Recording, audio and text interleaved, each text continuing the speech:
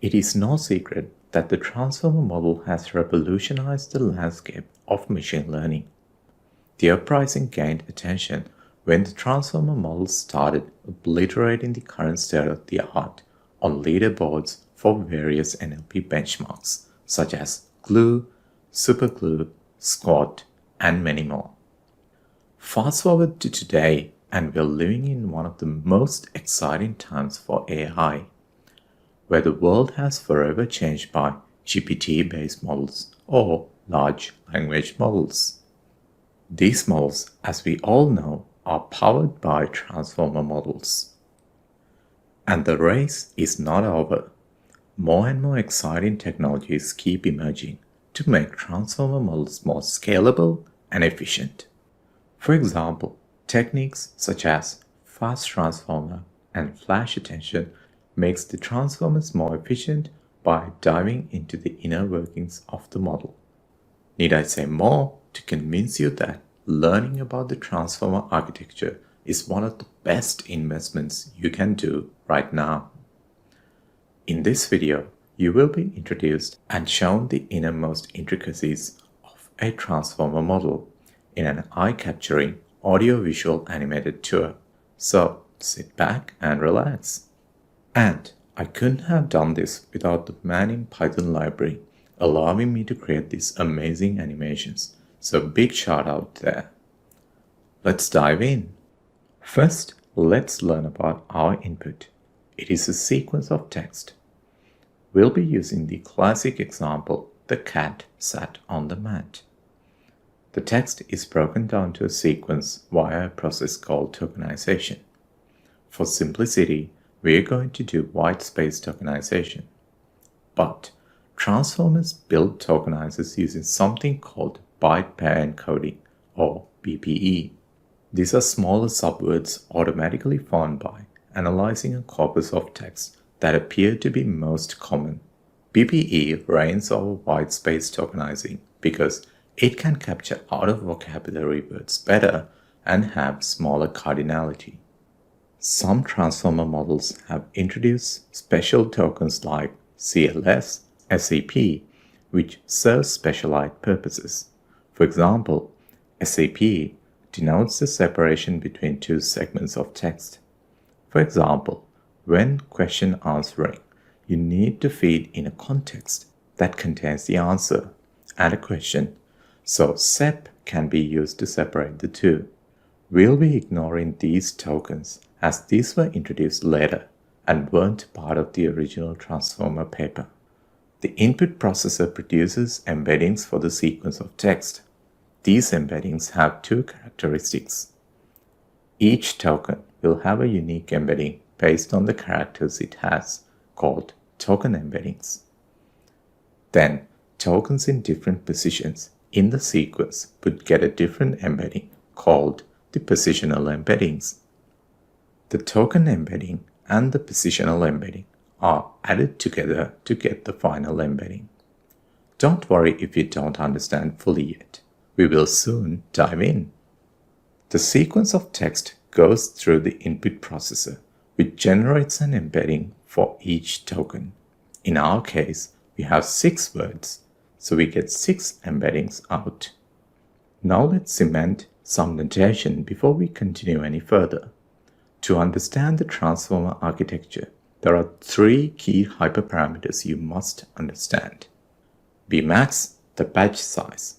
This denotes how many sequences of text you're feeding at once, which is 1 in our example. Tmax is the number of time steps or the context window size. This denotes how many tokens are in a sequence, which is 6 in our example. D is the dimensionality of the embeddings, which is 2 in our example. So the output at this point is a 3-dimensional Bmax by Tmax by D sized tensor. I think the context window size deserves a special mention. This is one of the most crucial levers for modern LLMs to push the boundary on performance. More and more research is happening to discover ways to extend the context window. The longer the context window size, the better the responses of the model will be. For example, GPT-4 can process 32,000 tokens, which is an improvement from GPT-3, which had a 8,000 context window size. Recent methods like flash attention has pushed this to 64K, which is almost the size of an adult novel. A transformer is made of several transformer blocks. Here's what a transformer block looks like. It has 4 layers of computation: self-attention, layer normalization, fully connected layers, and finally, another layer normalization. Here, the self-attention layer is the most innovative thing introduced by the transformer. And in fact, that's what gives transformers their great power. Before transformers, we had sequential models like RNNs or LSTMs, which is almost a thing of the past now. They would go through the sequence one time step at a time while maintaining something called a state or memory. The memory helps to leverage past inputs seen by the model to do some computation at the current time step. As you can imagine, this is a lossy scheme. There's no guarantee that they will remember everything needed at the time of prediction. But self-attention layers make remembering long-range dependencies trivial. They have access to any token at any time step. Say you give the transformer the sentence, "The dog ran after the ball," which was red, and ask, what color was the thing the dog ran after? The transformer can attend to the words dog, ball, and then red, see their relationship, and provide the correct answer. LSTMs were not blessed with this privilege, so would struggle to answer something like this. Another benefit is the computational speed. A sequential model needs to execute all n sequential operations to process a sequence of length n, whereas the self-attention layer can process it in O1 steps. But it's important to note that the memory consumption of a self-attention layer is quadratic of n, meaning as the size grows, so does the memory requirement. This is one of the biggest bottlenecks that limits the size of the input of modern transformers can process. There are 2 types of attention: bidirectional attention and causal attention, or sometimes called encoder-style attention and decoder-style attention. Based on the design of the self-attention mechanism, transformers fall under 3 categories: encoder-style, decoder-style, and encoder-decoder-style. BERT is an encoder-based transformer. GPT is a decoder-style transformer, whereas in the original transformer architecture is an encoder-decoder-style architecture. Encoder-style transformers can attend to tokens in both directions at a given time step. So when processing the second "the," it can attend to "mat" as well as the "cat." Decoders can only attend to the words it has seen in the past. For this transformer, it can attend to "cat" when processing the second "the," but not "mat," as "mat" comes after "the." Finally, encoder-decoder style ones are a combination of the encoder and the decoder, connected via something called cross-attention, where the decoder can attend to the encoder's output sequences. In this video, we will focus on decoder-style transformers, as they're the basis for GPT-based LLMs we see these days. Using this self-attention computation, it produces one output for each token. Don't worry if you don't understand fully what's happening here. We will dig in deeper soon. Just after we compute the self-attention output, we'd add the token embeddings element-wise. These are known as residual connections, and they will help the flow of the gradients when you have very deep neural networks. The layer normalization module takes in this combined input and produces a new output. You probably have heard of batch normalization. Layer normalization does the same thing but on a different axis. Batch normalization computes the mean and the standard deviation for each hidden dimension for each batch and uses it to produce zero mean unit variance outputs. The algorithm computes the approximate global statistics using rolling mean over the training batches. This is used during inference to normalize outputs. Therefore, batch normalization depends on the batch size. This is not ideal as different batch sizes can yield different global statistics. But with layer normalization, you can track the mean and the standard deviation for each input sample, shared across all dimensions, thereby removing the dependency on batch size and leading to better performance. I'll link the necessary papers if you're interested in more details. The feed-forward layer is a simple two-layer neural network. It processes each token independently, or element-wise, and produces a new output. We then repeat the process of adding residuals and passing through a layer normalization module. This gives us the output of a single transformer block. A transformer can have n such blocks stacked on top of each other. The next question is, how does a transformer make predictions? For that, it has a softmax layer on top of the last transformer block. The softmax layer provides the probability distribution over all tokens, and you would pick the token with the maximum probability for a given time step. But how does the softmax layer work when you have a sequence of embeddings? You can simply replicate the same softmax layer weights for each time step and make a prediction. In deep learning frameworks, this is achieved while broadcasting the weights for all time steps. Conceptually, think of it as having a copy for each time step. Now you can make predictions for all the time steps at once. We then compute the losses for all the time steps, average them, and use it for backpropagation and to update weights. Note how our transformer is predicting the next word at each time step. This is the pre-training procedure used by GPT-like models to gain the language understanding. So, how does it work at inference time? At inference, we don't have the full sequence available. If we did, there won't be any need for predictions. We can do a loop where we predict one token at a time. This is known as an autoregressive approach. Specifically, we predict one token, add it back to the input, and predict the next, and keep going until we reach maximum length or the model outputs the EOS token. EOS is a special token used to denote the end of a sentence.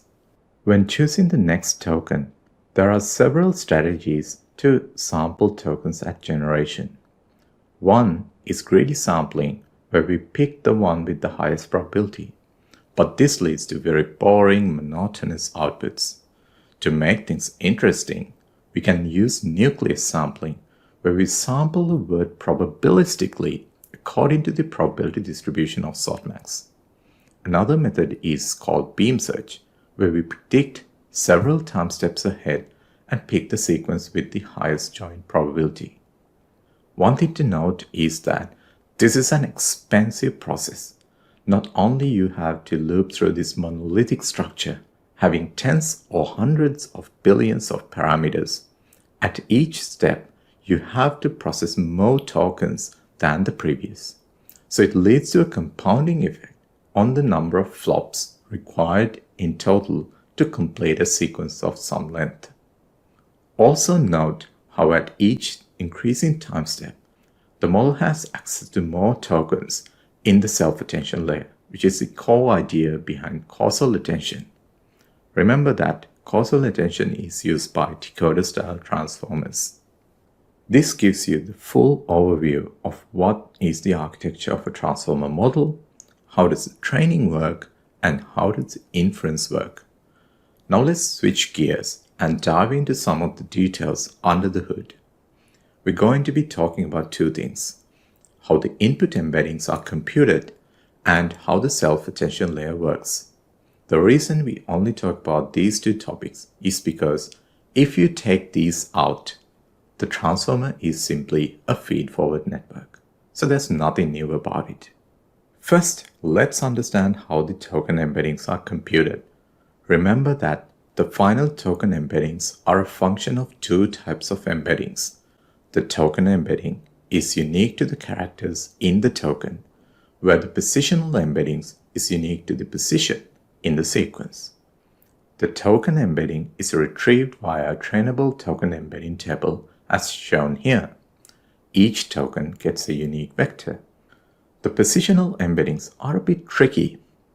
The original transformer model introduced a sinusoidal embedding. The modern transformers have evolved away from this idea and use other techniques such as rotary positional embeddings, which are more generalizable to longer sequences. But let's focus on the original implementation. The idea is that for each embedding dimension, you create a sinusoidal wave. The even positions have a different equation, where the odd positions have another. Both of these are functions of the position or the rank of the token in the sequence. This is what they look like. We have an embedding of dimension 2, so we need 2 such curves. Then you can take the values of each curve at a given timestamp to formulate the positional embeddings for that rank. These sinusoidal curves have some nice properties. The first one, when combined, the vector you get is unique to that position. Secondly, they either gradually increase or decrease as you go along the time axis, so words close together preserve their proximity to each other this way. In other words, the closer the words are, the more similarity they share. Once you have the final token embeddings, we get to the core of the self-attention layer. Self-attention layer forms 3 important outputs of the same shape to the token embeddings we saw. These are called queries, keys, and values. These are the tools the self-attention layer uses to attend to various words during training or inference. Let's learn how these are computed. For the query, you have weights of shape d by d. Now we need to use these query weights to compute a query vector for each position. Remember how we used broadcasting to compute the predictions all at once?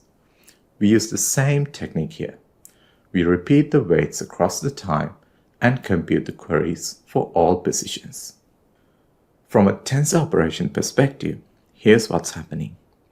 The input is a Bmax by Tmax by D-sized tensor.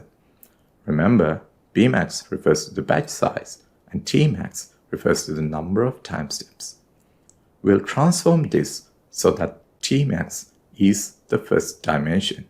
When broadcasted, the weights are of shape Tmax by D by D. When multiplied, we get a Tmax by Bmax by D-sized tensor. Transform this back again and we have a Bmax by Tmax by D-sized tensor, which is identical to the size of the input. Next, we do the same for keys and values. Don't worry if you don't understand the purpose of these. It'll be clear as we go. Note that queries, keys, and values are identical in shape. They only differ in their values. These outputs will define the computation going forward, so let's save them. First thing we need to do is compute an affinity matrix between the queries and keys. You can do this by performing a matrix multiplication between Q and K. The I, jth position in this affinity matrix is the dot product between Qi and Kj. Simple. Note that in the equation, we have a special denominator which is the square root of d. This is something added to stabilize the gradients by avoiding extremely large values in the affinity matrix. Next, we apply softmax along each row. In other words, each row becomes a valid probability distribution. This shows how similar each key token to a given query token. You have most probably seen heat maps like these from transformer papers, and this is where they come from. Put it in a different way, they show how the transformer attend to different words as they're processing various words. Remember, we use causal attention, so our query is not supposed to any future keys. So we mask the upper triangle of our softmax matrix. In the implementation, you do this by setting those values to a very large negative value. This way, the softmax of these will be close to 0. The next step is, for each row, computing a weighted sum of the value vectors. The weights in this case will be the softmax probability distributions of that row. Note how final values at different rows have different colors to represent different probability distributions of different rows. See how the size of the softmax matrix is T max squared? This is what we mean when we say the memory requirement grows quadratically with T max. Therefore, this restricts how long the sequence of inputs we can fit inside the GPU. With other dimensions like batch dimension or the embedding dimension, the size only grows linearly. However, there are now clever implementations of self-attention that can keep the memory requirement linear by sacrificing some compute. Actually, I lied a bit here. This is not how the transformer model actually computes the self-attention. It uses something called multi-head attention.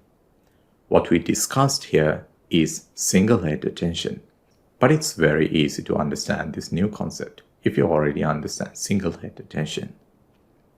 What you do is simply do the same computation using sections of your embeddings. You divide your embeddings to some number denoted by number of heads, which is a hyperparameter of the model. Then you carry out the same computations as we discussed for each of these heads. You might be asking, why do this way? Well, there's a few benefits. First, different attention heads can learn different patterns. This is especially valuable when your model has to solve many tasks or understand language complexities. Secondly, you can parallelize the computations between the heads, so that the flop's throughput is higher this way as opposed to a single head attention. You can see that we have a value tensor of same shape as with single head attention, but note that the affinity matrices contain different patterns to the original. So does the value tensor.